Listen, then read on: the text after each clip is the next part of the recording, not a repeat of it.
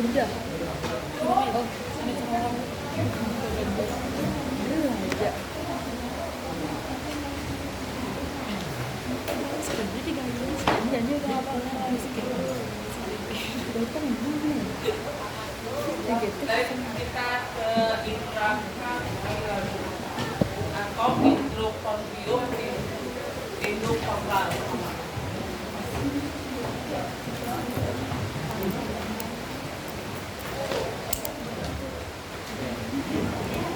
Para satu lagi.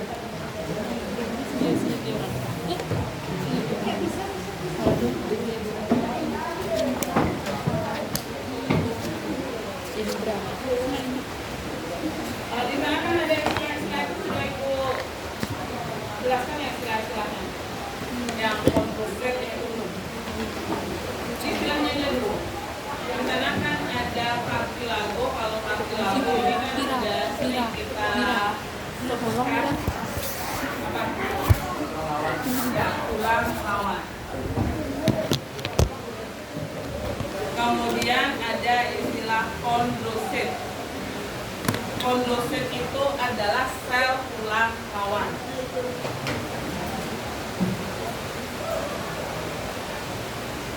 Kemudian ada istilah apa lagi? Kalau degenerasi itu berarti proses apa? Kan lawannya regenerasi. Kalau regenerasi itu perbaikan sel-sel yang rusak. Kalau degenerasi Kerusakan. apa? Degenerasi. Merusak sel. Kontrolsi apa? Apa? Iya, penurunan fungsi. Ya, di sini degenerasi itu boleh penurunan fungsi, penurunan kemampuan itu degenerasi. Kalau perbaikan sel-selnya regenerasi.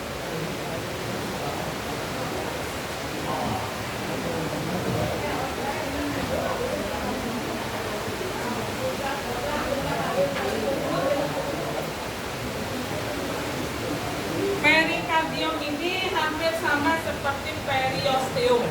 Bedanya adalah perikardium itu lapisan yang membungkus tulang lawan. Lapisan terluar yang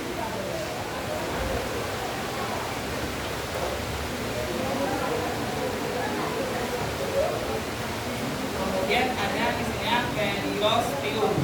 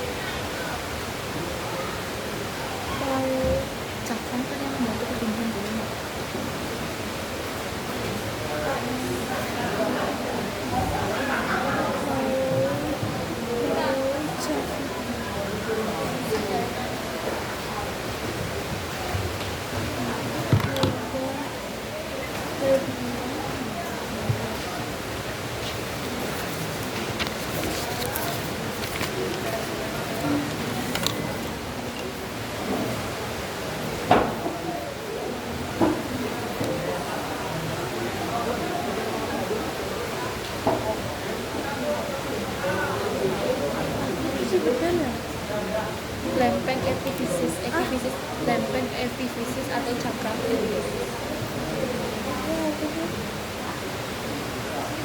Perikondrium. Ini diperbaiki. Perikondrium. Ibu ingatnya perikardium. Perikondrium. Perikardium itu di jantung. Perikondrium. Mohon diperbaiki. Perikondrium. Silakan diperbaiki dulu.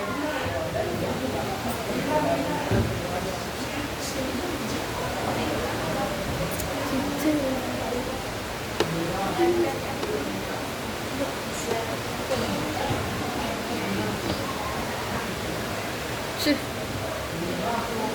Lalu kita lagi.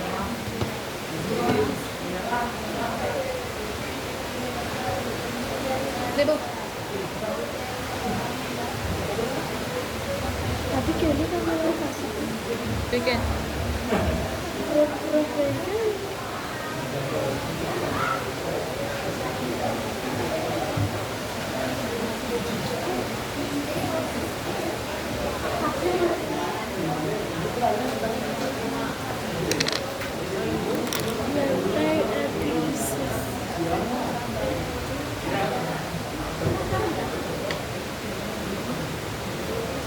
Ya, dulu saya ya, aku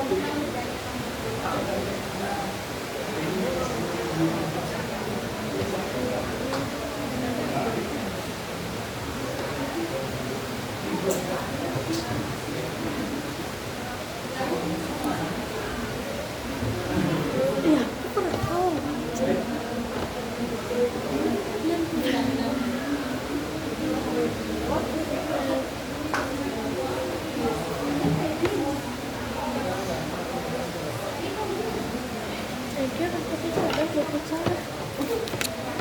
Wah, ternyata kayak itu sih. Interaksi sih. Jangan. Once.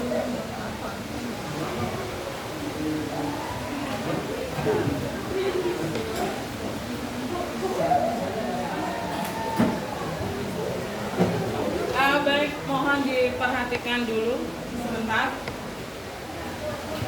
Nanti lagi ditulisnya. Kita mulai dari osifikasi intrakartilago itu. Ini kalian sudah baca juga. Di sini Bu akan mengulang kembali, yaitu di mana ingat osifikasi kartilago itu dimulai dari kartilago itu sendiri. Kita mulainya dari sudah terbentuknya tulang rawan yang kita mulai. Di mana tulang rawan ini atau kartilago ini dia akan membesar. Kemudian bagian tengah, yaitu bagian diafisis ini, kondrositnya akan mengalami pembelahan secara pesat atau cepat. Pertumbuhan itu kan karena pembelahan sel yang cepat, gitu ya. Kemudian kartilago ini akan mengalami proses kalsifikasi. Kartilago atau tulang rawan ini akan mengalami proses kalsifikasi atau pengapuran, yaitu pengendapan kalsium dan juga fosfor. Karena tulang rawan ini sudah mengalami kalsifikasi, maka nutrisi yang diserap itu sudah berkurang sehingga terjadi proses degenerasi sel, sehingga kondrosit ini mati dan meninggalkan lubang-lubang di dalamnya. Ini, Pak. Ibu ulangi. Kartilago itu dia akan membesar. Kemudian bagian diafisis atau bagian tengah dari tulang, kondrositnya akan mengalami pembelahan secara pesat atau pertumbuhan secara pesat. Kemudian kartilago ini, tulang rawan ini, dia akan mengalami proses proses kalsifikasi, yaitu pengampuran atau pengendapan kalsium dan juga fosfor. Berarti tulangnya kan semakin mengeras. Karena tulang yang mengeras inilah, maka nutrisi itu tidak dapat disuplai dengan lancar, mengakibatkan terjadi proses degenerasi sel, sehingga kondrosit mati dan meninggalkan rongga-rongga. Ya, di sini ada rongga.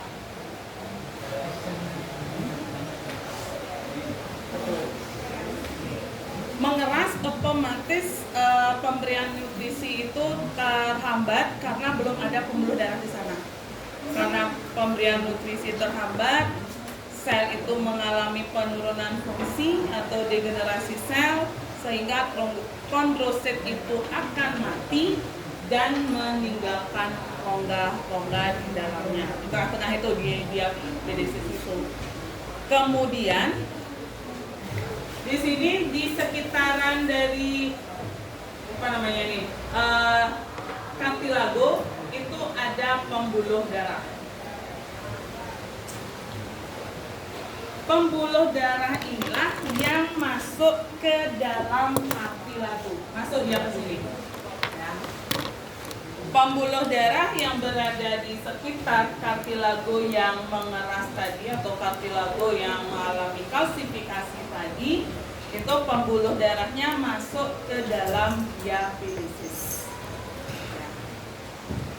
Kemudian perikondrium ini akan menghasilkan, yang pertama dia akan menghasilkan osteoblast. Itu perikondrium itu akan menghasilkan osteoblast. Kemudian perikondrium ini berikutnya itu akan membentuk periosteum. Ini tidak boleh dibalik, ya. Karena kalau sudah bentuk periosteum, dia sudah semakin mengeras, nggak akan bisa membentuk osteoblast, ya. Makanya osteoblast dulu yang dia bentuk, baru setelah membentuk osteoblast, perikondrium ini akan berubah menjadi periosteum. Tuh. Pembuluh darah yang berada di sekitar dari kartilago itu akan masuk ke dalam diafisis, kemudian perikondrium yang menempel pada kartilago ini akan menghasilkan osteoblast atau membentuk osteoblast, kemudian dilanjutkan perikondrium ini akan berubah menjadi periosteum. Kemudian karena pembuluh darah yang sudah masuk ke dalam bagian diafisis, inilah yang menyebabkan suplai makanan atau suplai nutrisi lancar, atau istilahnya itu kalau suplai makanan meningkat, boleh lancar atau meningkat bisa. Ya. Artinya kalau udah ada pembuluh darah, otomatis di dalam pembuluh darah itu kan ada darah. Darah itu pasti bawa nutrisi. Karena di bagian plasma darahnya kan ada sari-sari makanan, ada vitamin, mineral, dan yang lainnya. Di samping itu juga di dalam darah ada eritrosit. Eritrosit inilah yang mengikat oksigen. Ya. Karena pembuluh darah sudah masuk ke dalam diafisis, maka suplai makanan itu lancar atau meningkat. Kemudian pembuluh kapiler ada berikutnya, yaitu pembuluh kapiler dan fibroblast. Ini dia masuk ke dalam rongga yang ditinggalkan oleh kondrosit tadi. Itu ya, pembuluh darah kapiler dan juga fibroblast. Kebiasaan kurang pembuluh kapiler dan juga fibroblast itu akan masuk ke dalam rongga yang ditinggalkan oleh kondrosit. Kemudian kartilago yang sudah mengalami proses kalsifikasi ini akan dirombak kembali. Ya, dia sudah mengeras, nanti akan dirombak lagi. Ya. Kemudian fibroblast akan menjadi, yang sudah baca, osteoblast, kemudian akan menjadi tulang, tulang spon. Ya, memang tulang spon itu bagian dari tulang keras, tapi di spesifiknya adalah tulang sponnya. Ingat, tulang keras ada 2, tulang spon sama tulang kompak. Inilah proses yang terjadi di bagian diapedesis, inilah yang disebut sebagai pusat osifikasi primer. Ya, proses semua yang terjadi di sini, yang tadi itu, inilah yang disebut dengan pusat osifikasi primer. Karena semuanya berproses dari tengah-tengah dulu, bagian diapedesisnya. Kemudian osteoklast yang berfungsi untuk menghancurkan tulang, dia akan menghancurkan bagian diapedesis. Tadi kan cuma rongga-rongga kecil, ini dia hancurkan keseluruhan sehingga terbentuklah rongga medula. Artinya sudah ada lubangnya di sini. Yang awalnya cuma lubang-lubang seperti ini, akhirnya terbentuk lubang yang lebih besar lagi. Itu ya. Artinya awalnya cuma kecil-kecil saja lubangnya, hanya terbentuk seperti trabekula saja, ini dihancurkan semua. Tujuan penghancuran ini agar terbentuknya rongga medula atau mirocavity, agar bisa berisi sumsum apa di sini? Kuning. Iya, sumsum kuning. Ya, biar bisa diisi sumsum kuning. Karena sumsum merah itu hanya bisa dibentuk oleh sumsum kuning, dan yang terdapat sumsum kuning itu hanya di tulang pipa saja. Sedangkan seluruh tubuh kita itu ada tulang sponnya. Sumsum merah itu kan semua tulang spon itu ada sumsum merahnya. Itu ya, makanya sumsum kuning ini ditempatkan di tempat yang lebih luas lagi agar hasilnya lebih banyak, nanti juga lebih banyak menghasilkan sumsum merah. Ya. Nih, makanya yang cuma rongga-rongga tadi memangnya seharusnya bisa memang diisi sumsum kuning, tapi karena sumsum kuning ini membentuk sumsum merah dan untuk keseluruhan rangka, makanya dibuat tempat yang lebih besar lagi atau lebih luas lagi. Dan yang berfungsi untuk menghancurkan tulang bagian tengah itu adalah osteoklast. Ya. Di sini antara penghancuran tulang dengan pembentukan tulang itu bersamaan. Artinya di dalamnya digerogoti, nanti juga dibentuk sel-sel tulang. Makanya struktur tulang dari tulang pipa itu dia ideal, artinya nggak terlalu rongganya banyak, kemudian tulangnya tipis sekali, enggak. Karena ini memang sejalan, sambil digerogoti sambil pembentukan tulang seperti itu. Ya. Kemudian pembuluh kapiler dan fibroblast yang sudah ada di bagian diapedesis itu, dia akan menuju ke bagian epifisis. Ya.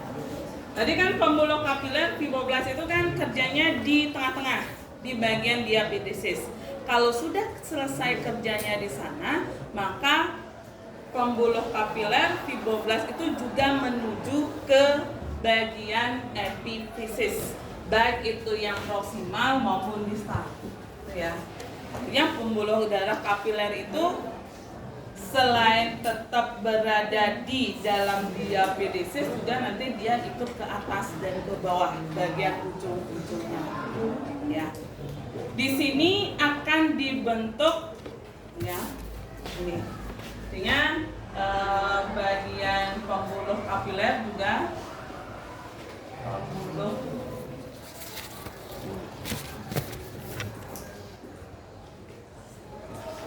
kapiler dan juga akan ke sini, diafisis ini. Apa namanya, epifisis. Bukan caranya ya. Ya, pembuluh kapiler dan fibroblast itu dia akan masuk ke dalam epifisis bagian proksimal dan distal. Kemudian fibroblastnya sama juga akan membentuk osteoblast, kemudian akan membentuk tulang spons. Dia fibroblastnya ini dia nanti akan membentuk dari osteoblast, kemudian baru tulang spons. Di samping membentuk tulang spons, osteoblast ini juga membentuk area artikulasi. Apa artikulasi? Baru kemarin kita bahas, nama lain apa artikulasi? Nama lain apa artikulasi? Persendian. Persendian. Ya. Artinya di sini kan pembuluh darah kapiler yang berada di diafisis dia juga akan menuju ke bagian epifisis baik proksimal distal. Osteoblast, fibroblastnya juga sama yang berada di bagian diafisis juga ada yang menuju epifisis sama epifisis proksimal sama distal. Di osteoblast ini yang akan membentuk tulang spons. Di samping itu dia akan membentuk area artikulasi. Artinya dia juga membentuk area di atas dari epifisisnya. Persendian itu kan hubungan antar dua tulang. Itu ya. Ini tulang yang di atasan misalnya dia akan di tengah-tengahnya itu ada area artikulasi. Itu. Proses yang terjadi pada epifisis inilah disebut dengan pusat osifikasi primer.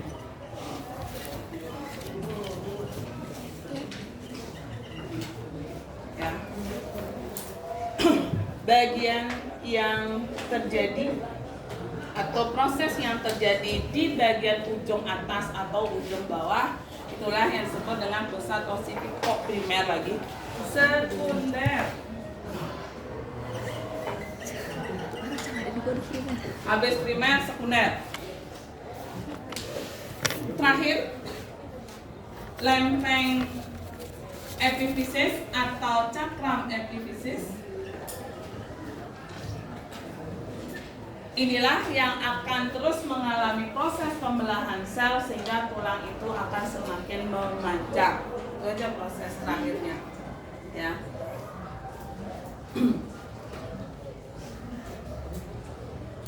Kalau intinya di sini adalah proses intracartilago diselesaikan dulu di bagian diafisisnya, baru dia akan ke bagian epifisisnya. Terakhir baru ke bagian metafisisnya yang ada cakram epifisis. Tuh. Ya, makanya dikatakan osifikasi intracartilago itu pusat osifikasinya berada bagian diafisis dari tulang kita. Karena memang terjadi proses dulu di dalam diapedesisnya atau bagian dari diapedesisnya baru ke bagian-bagian di luarnya atau epifisisnya. Kalau intramembran langsung dia sel-sel yang berbentuk boleh dikatakan sel-sel yang lunak seperti membran ini langsung menjadi tulang keras. Ya. Kalau pada intracartilago sel mesenchem berubah dulu menjadi cartilago, dari cartilago menjadi tulang keras. Tapi di sini kita bahas adalah yang langsung dari cartilagonya. Kalau prosesnya hampir sama, sel-sel mesenchem inilah yang mengalami proses suatu pembelahan menjadi osteoblast. Osteoblast nanti membentuk chondroblast. Itu baru membentuk tulang rawan ketika berada di janin. Setelah dilahirkan baru proses ini terjadi, intracartilago ini terjadi. Itu ya. Baik, Ibu ulangi sekali lagi dulu. Kita mulai dari tulang rawan yang membesar. Tulang rawan ini akan membesar. Kemudian bagian diafisis atau bagian tengah dari tulang rawan ini, kondrositnya mengalami pertumbuhan yang pesat atau pembelahan secara cepat. Kemudian kartilago mengalami proses kalsifikasi atau pengapuran, di mana terjadi proses pengendapan kalsium dan fosfor sehingga tulang itu semakin mengeras. Karena tulang semakin mengeras, nutrisi itu tidak dapat diberikan sehingga menyebabkan degenerasi sel, sehingga kondrosit itu mati dan meninggalkan rongga pada diapedesis. Kemudian pembuluh darah yang berada di sekitaran kartilago akan masuk ke dalam diapedesis atau masuk ke dalam kartilago, boleh ya. Kemudian perikondrium ini akan menghasilkan atau membentuk osteoblas. Kemudian dilanjutkan pembentukan perikondrium menjadi periosteum. Karena pembuluh darah sudah masuk ke dalam kartilago, yaitu di bagian diafisisnya maksudnya, maka suplai nutrisi semakin lancar atau semakin meningkat. Pembuluh kapiler dan fibroblas itu akan masuk ke bagian diapedesis, yaitu bagian rongga yang ditinggalkan oleh kondrosit yang sudah mati. Kemudian fibroblas akan menjadi osteoblas atau membentuk osteoblas, dan osteoblas akan membentuk tulang spons. Proses yang terjadi pada diapedesis inilah yang disebut pusat osifikasi primer. Sekarang kita ke osteoklas. Osteoklas akan menghancurkan tulang sehingga terbentuklah rongga medula atau myokardium. Ya. Dilanjutkan lagi, pembuluh kapiler dan fibroblas ini akan masuk ke epifisis proksimal dan epifisis distal, di mana fibroblas inilah yang akan membentuk osteoblas dan tulang spons. Ini osteoblas, fibroblas menjadi membentuk osteoblas, osteoblas membentuk tulang spons. Di samping membentuk tulang spons, pada daerah epifisis ini juga dibentuk area artikulasi atau persendian. Dan proses yang terjadi di dalam epifisis inilah disebut pusat osifikasi sekunder. Terakhir, pada bagian metafisis, yaitu terdapatnya cakram epifisis atau lempeng epifisis, di mana cakram epifisis ini akan terus membelah sehingga tulang akan semakin panjang. Itu ya prosesnya.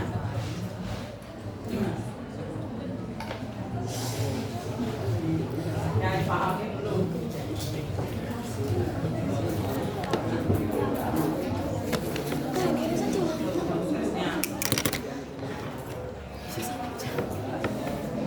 Di sini proses ini terjadi di semua tulang depan, baik tulang lengan atas, hasta, pengupil, tulang paha, tulang betis, tulang kering, tulang. Di sini tulang apa namanya? Bahasa Indonesianya? Iya, selangka. Bahasa ilmiahnya os. Scapula atau clavicula?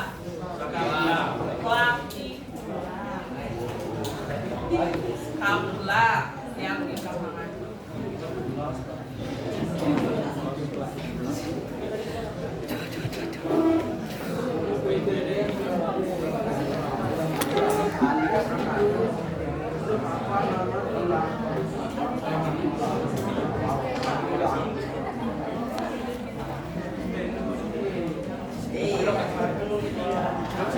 Untuk proses osifikasi intrakartilago ada yang ditanyakan dulu? Biar kita bisa lanjut ke sistem gerak aktif. Karena untuk sistem gerak pasifnya ini yang terakhir, osifikasi. Nah, dari awal sudah pengertian dari rangka, bagian nama-nama rangka di dalam tubuh kita, kemudian bentuk tulang, oh ya, persendian, osifikasi itu terakhir.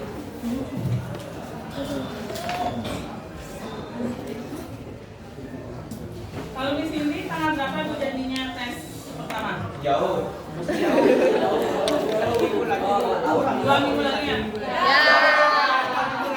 Tanggal 26 Januari kalau salah. Ya dulu tanggalnya. Nah, jangan menunda-nunda semakin kalian kebutuhan nanti. Oh ya 26. Oh, walaupun misalnya materi kita sudah selesai, misalnya untuk transport bagaimana? Sistem gerak aktifnya kita lanjutkan materi berikutnya yaitu apa namanya? Sistem reproduksi. Kalau sudah tanggal 26 langsung tes. Tesnya itu siapa yang mau silakan duluan dulu. Siapa yang mau silakan duluan. Kalau nggak ada yang mau ya dipanggil secara acak, tidak berurutan. Secara acak. Oke, nanti ibu panggil nomor 2 dulu. Atau nomor 30 dulu. Sama 30. Ya. Tes tulang, nama ilmiah tulang aja. Nama ilmiah tulang saja, tidak usah diisi bahasa Indonesianya, langsung nama ilmiahnya. Nah, langsung nama ilmiah. Tapi kalian juga harus tahu tentang bahasa Indonesianya. Tapi yang diteskan itu adalah nama ilmiah. Dan harus tahu juga bagian-bagiannya, misalnya bagian tulang wajah sampai mana aja tulang wajah. Ibu nanti tinggal menyebutkan, sebutkan tulang dari sternum cranium misalnya. Nanti kalian ambil medianya atau ambil gambarnya, tunjukkan, sebutkan. Yang tidak menunjuk diri kalian sendiri. Nanti yang rangka, artinya rangka tiruan itu yang ibu bawa itu tengkorak, tangan sama kaki. Biar dikitkan ibu bawa. Karena jangan bawa sebanyak itu. Itu nanti bisa dilepas. Kemudian yang lainnya tulang dada, tulang rusuk, kemudian gelang bahu, gelang panggul, sama tulang belakang itu gambar seperti gambar yang sudah ibu bagikan. Itu ibu pakai gambarnya. Bagikan. Kalau tengkorak, lengan, lengan, tangan sama kaki ya itu pakai media dari rangka. Kayak ini kan ulang aja. Dokan cara mau lima cara. Sebutkan pelvis. Tahu pelvis yang mana dimaksud dengan pelvis. Kolumna vertebralis harus tahu mana yang dimaksud dengan kolumna vertebralis. Sternum, poste itu juga harus tahu. Karena pengalaman apa mereka semua, tapi tidak tahu yang sternum itu yang mana, yang poste yang mana, pectoral yang mana, pelvis yang mana. Walaupun apa salah mengambil kan juga salah. Misalnya ibu suruh sternum, ternyata diambil adalah tulang rusuk, padahal sternum itu tulang dada. Padahal dia betul nyebut semua, nggak ada salah sama sekali. Tapi kalau sudah salah ngambil, udah salah juga. Ya, makanya itu harus diapakan juga. Sternum tulang dada, apa aja? Poste apa aja, tulang rusuk. Ya. Makanya kalian ngapalnya itu sebenarnya nggak boleh langsung dihafalkan semuanya, harus tahu bagiannya. Misalnya kayak sternum cranium itu harusnya mulai dari tulang air mata, kalian sebutkan dari tulang dahi misalnya sama tulang trapes, bisa salah, udah 2 salah itu, udah berkurang banyak nilainya. Ya walaupun yang lainnya betul kalian sebut semua, sudah salah 2 bagian yang sudah salah, kurang juga nilainya. Ngồi Dali. Ngồi Dali. Dali apa Dali? Tidak ada yang ditanyakan? Gak ada dia. Saya ngerti takon apa. Nah ini memang harus kalian pahami secara mandiri memang walaupun sudah dijelaskan. Kalian baca kembali, kalian pahami terlebih dahulu. Karena kalau sudah kalian pahami, segitu itu nggak terlalu banyak. Ya, artinya yang ibu buat 1 sampai berapa itu 6. Kalau sudah paham sendiri, 1 sampai 6. nggak nyampe 2 menit jelas.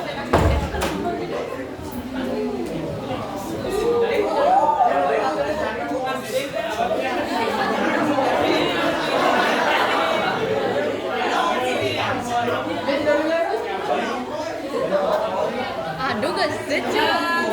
Sekarang kita lanjutkan lagi untuk sistem gerak aktif kita. Karena alat gerak pasif sudah semua sampai ke osifikasi atau proses penulangan.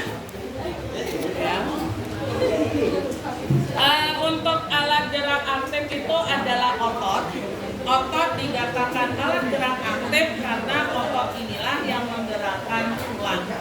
Dia yang berkontraksi sehingga tulang itu mampu digerakkan. Kedua alat gerak ini dia bekerja sama. Tidak boleh hanya sendiri-sendiri aja. Misalnya walaupun otot dapat digerakkan tapi tulang di bagian dalamnya sudah tidak berfungsi lagi, gerakan juga tidak akan dapat terjadi. Begitu juga sebaliknya, ada tulang tetapi nggak ada otot yang berkontraksi, gerakan juga tidak akan terjadi. Makanya di sini alat geraknya 2, aktif sama pasif. Dan yang kita bahas di sini cuma otot lurik saja, karena otot polos sama otot jantung tidak termasuk ke dalam alat gerak aktif. Yang otot-otot yang dimasukkan di sini adalah otot yang melekat pada tulang. Berarti kan otot lurik di sini atau otot rangka lainnya. Ya.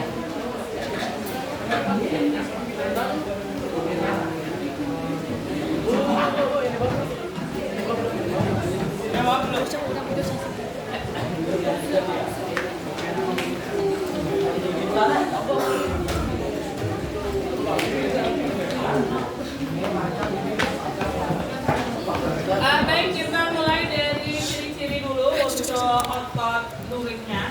Gilirannya siapa? Ya. Otot lurik itu terdiri dari banyak inti yang letaknya di tepi atau di pinggir. Kemana?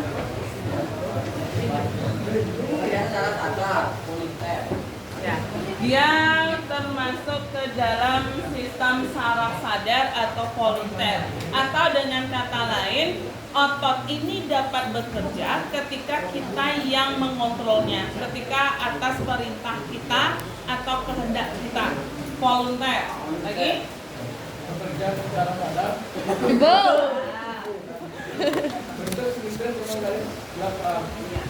Bentuknya silindris atau silindris memanjang. Ya. Bentuknya ini satu serat otot ini ya. Dia bentuknya memanjang dengan adanya garis gelap terang atau sering dikatakan serat lintang. Adanya garis gelap terang ini karena adanya myofibril namanya, yang disebut aktin dan myosin. Yang tebal itu yang myosin, yang tipis itu adalah aktin. Yang terang itu karena dia tipis itu kelihatan terang, makanya disebut dengan aktin, artinya kayak nggak isi dia. Kemudian bagian protein otot yang tebal itu kelihatan gelap di bawah mikroskop itu adalah miosin. Makanya terlihat seperti ada garis-garisnya. Artinya garis nggak kelihatan, garis nggak kelihatan. Ya, yang kelihatan garis itu adalah miosinnya, yang nggak kelihatan itu adalah aktinnya. Di mana kedua inilah yang disebut dengan miofibril atau protein otot. Miofibril.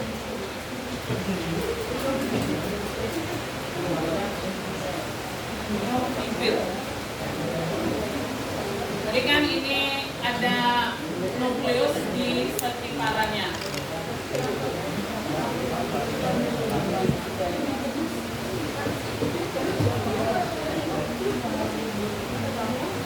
Ini serat otot misalnya satu serat otot ini sudah Ibu bagi dua, makanya kelihatan yang di tengah aja.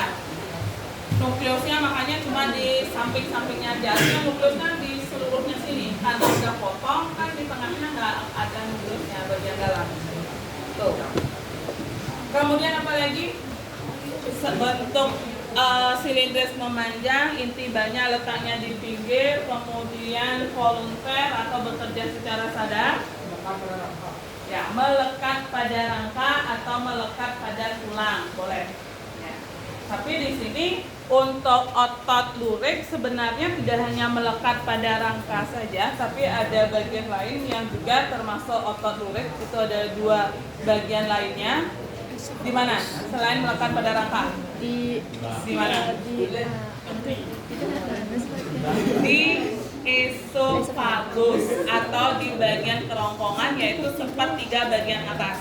Makanya menelan masih atas kehendak kita. Ya, kalau nggak ditelan, makanan itu nggak mungkin akan masuk ke bagian esofagus di bawahnya. Ya.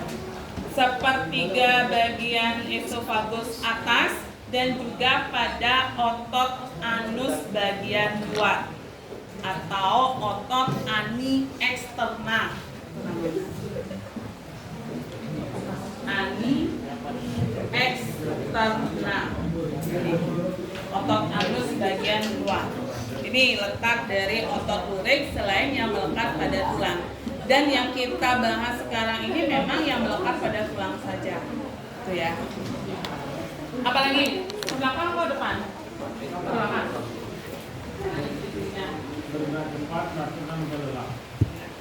Dia bekerja secara cepat dalam artian impulsnya itu cepat ditanggapi. Ya.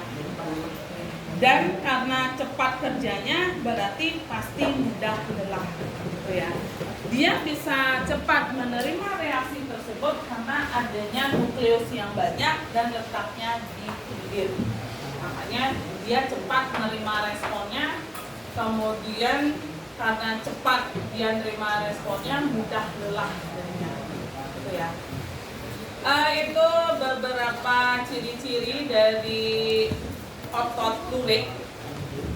Dilihat dari bentuknya, intinya, kemudian morfologinya ada tidak serat lintang, kemudian saraf yang bekerja yang volunteer, kemudian reaksinya seperti apa, yaitu cepat dan mudah lelah.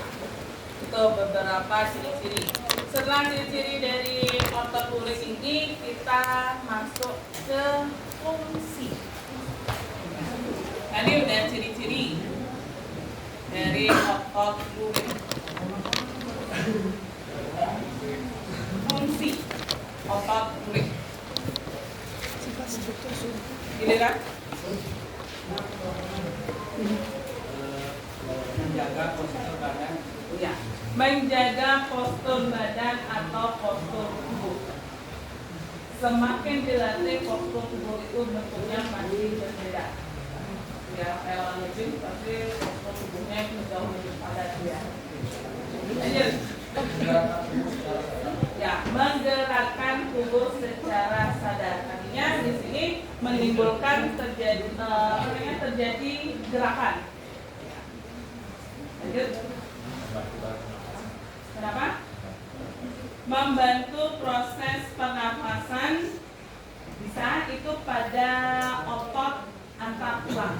Ya, membantu pernafasan itu adalah pada otot antar tulang rusuk.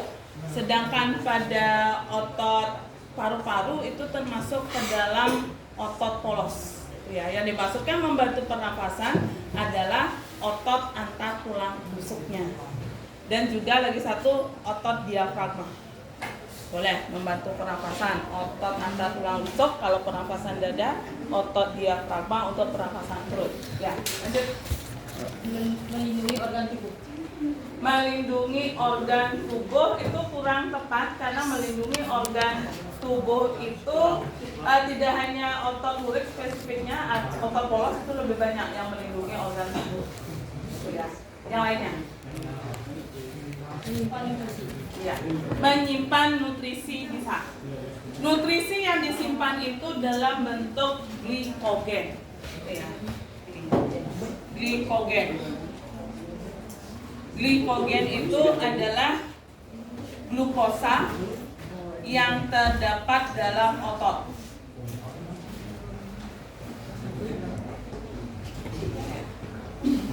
Glikogen itu glukosa yang ada di otot lurik, di mana atau sering disebut glikogen itu gula otot.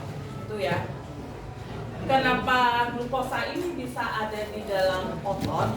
Itu ketika terjadi proses pencernaan, karbohidrat itu kan dicerna sampai dalam bentuk yang sederhana, yaitu berupa glukosa.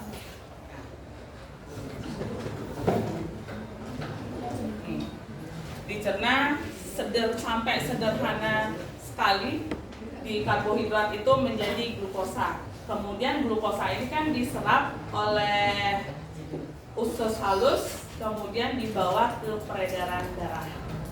Di dalam peredaran darah, glukosa ini kan nggak boleh ada terlalu banyak di dalam darah, itu ya. Biar glukosa ini tidak banyak di dalam darah, maka insulin, hormon insulin akan mengubah glukosa ini menjadi glikogen yang disimpan di otot. Makanya ketika pankreas itu terganggu kerjanya atau insulin itu tidak dihasilkan, maka gula darah itu akan tinggi. Penyakitnya namanya apa? Diabetes. Ya, diabetes mellitus. Karena diabetes itu selain diabetes mellitus ada namanya diabetes insipidus. Makanya harus dilengkapkan. Kalau mau nikah lebih baik DM itu aja. Ya, diabetes mellitus atau kencing manis itu karena glukosanya terlalu tinggi di dalam darah akibat dari insulin yang tidak bekerja. Itu ya. Harusnya glukosa itu dirubah oleh hormon insulin menjadi glikogen. Glikogen inilah yang nantinya dikatakan sebagai nutrisi. Ya, artinya di otot juga dikatakan menyimpan nutrisi, menyimpan cadangan energi juga bisa. Itu ya.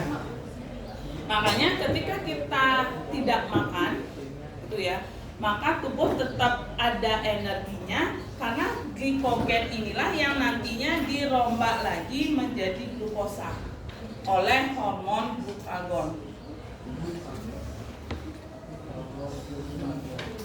Dihasilkan sama juga dihasilkan oleh pankreas. Ya. Karena hanya dalam bentuk glukosa saja ini bisa diproses menjadi energi. Itu ya. Kalau masih dalam bentuk glukagon nggak bisa dijadikan energi. Sama juga kalau misalnya masih dalam bentuk minyak mentah kan nggak bisa untuk mengisi bahan bakar mobil misalnya, kan nggak bisa. Harus diubah dulu menjadi, ya tergantung mobilnya ini bahan bakarnya apa, misalnya bensin lah paling umum. Bensin baru bisa menjadi energi misalnya. Ini juga sama, kalau masih dalam bentuk glikogen tidak akan bisa diubah menjadi energi. Harus diubah dulu lagi menjadi glukosa maksudnya oleh hormon glukagon, baru bisa dirombak lagi menjadi energi. Makanya otot dikatakan menyimpan nutrisi atau cadangan energi. Ya. Lagi satu aja. Ya. Bisa membantu menelan makanan, bisa, itu betul juga karena di sini otot kan yang otot lurik keseluruhan bisa. Membantu menahan suhu tubuh juga bisa, atau mengatur suhu tubuh juga bisa. Kenapa otot dikatakan bisa juga menahan panas atau mengatur suhu tubuh? Karena ketika otot itu berkontraksi, berarti otot melakukan proses metabolisme. Setiap metabolisme di dalam tubuh kita itu pasti menghasilkan panas tubuh.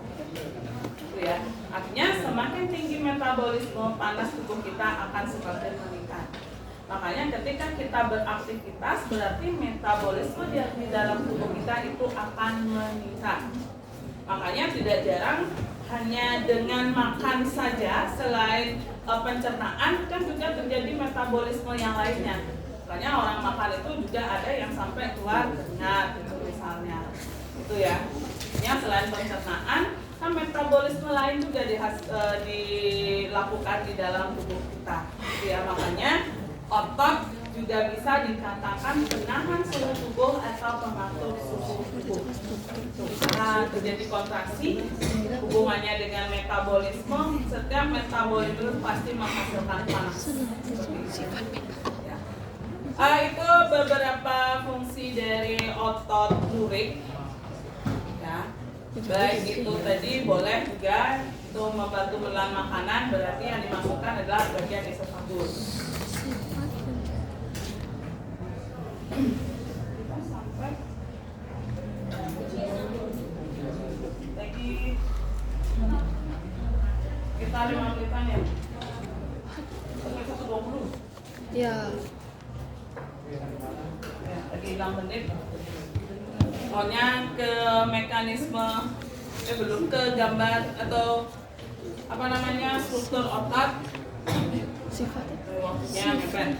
Berarti kita akan lanjutkan pada pertemuan berikutnya, yaitu tentang struktur otot dulu. Ingat struktur ototnya otot lurik saja. Ya, untuk struktur ototnya hanya otot lurik saja. Setelah struktur otot, kita lanjutkan ke mekanisme kontraksi otot.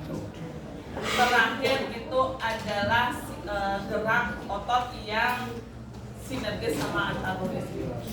Tentunya sistem gerak kita habis. Untuk sistem gerak itu tesnya kan cuma ada tulisnya. Ya, untuk sistem gerak ini tesnya tes lisan itu saja, tapi tetap tugas itu ada. Itu nanti tugasnya di e-learning dalam bentuk menjodohkan dan juga objektif. Lihatnya ada gambar, kalian tentukan bagian-bagiannya, ya. Nanti usahakan biasanya gambar itu menjodohkan. Kadang HP ini dalam tentu itu dia nggak mau kebaca gambarnya, nggak